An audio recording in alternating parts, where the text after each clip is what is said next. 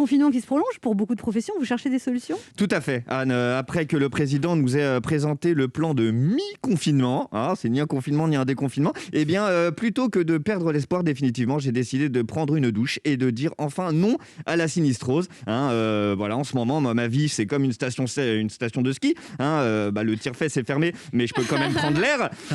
Alors, du coup, j'ai décidé de prendre enfin le taureau par les cornes. Bon, comme je n'habite pas en Camargue, je n'ai pas trouvé de taureau ni aucun animal à cornes dans un rayon d'1 kilomètre autorisé. Du coup, je me suis contenté de mon voisin de palier, dont les cornes poussent régulièrement depuis que sa femme télétravaille et pas lui.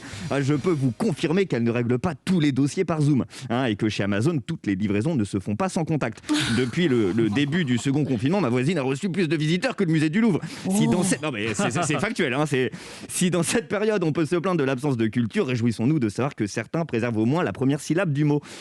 Bref, j'en avais marre chaque jour d'attendre monsieur pour arrêter d'entendre madame. J'ai décidé de me réinventer, faire quelque chose de ma vie et tirer profit du confinement.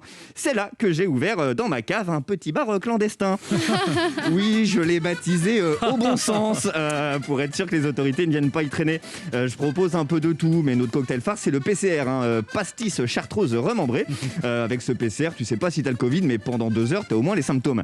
Attention, non, j'ai bien conscience de l'illégalité de la démarche, mais il faut bien survivre, d'autant qu'avec la réouverture des petits commerces, je vais subir de plein fouet la concurrence pour mon body minute clandestin, que j'ai également ouvert en journée.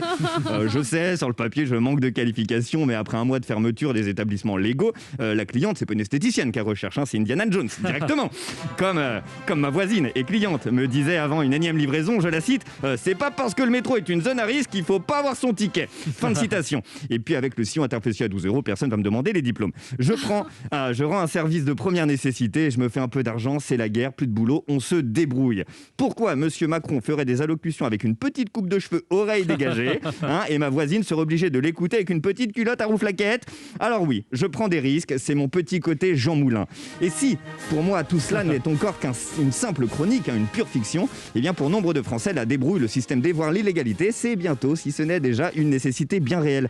Le plus important, c'est la santé, ok, mais à quoi bon l'avoir si on n'a plus que ça? La rébellion ou la résistance, l'histoire a démontré que ce n'est qu'une question de point de vue. Et pour sortir de tout ça, ce n'est pas que des vaccins dont on aura besoin, ce sera aussi de beaucoup de courage.